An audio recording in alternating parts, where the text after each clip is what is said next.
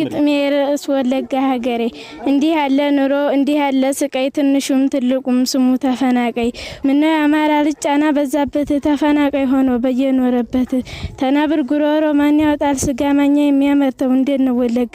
ሌቱንም ቀኑንም ሐሳብ እየላሰው ተፈናቃይ ሆኖ እንዴት ይኖራል ሰው ቤቴን አሰሩልኝ መሃል ጎጃም ላይ ወደዚህ ወሎዬን ወደዛ ወለጋ ናሻግሬ እንዴ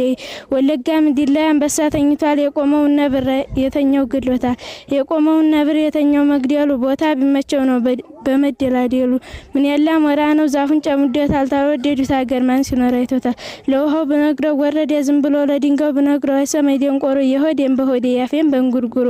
የቸገረ ነገር አገኘ ዘንድሮ ዝንጀሮ ተዳገት አዲጦት አይወርቅም እንዲህ ያለ ኑሮ አግንቶኛ ያውቅም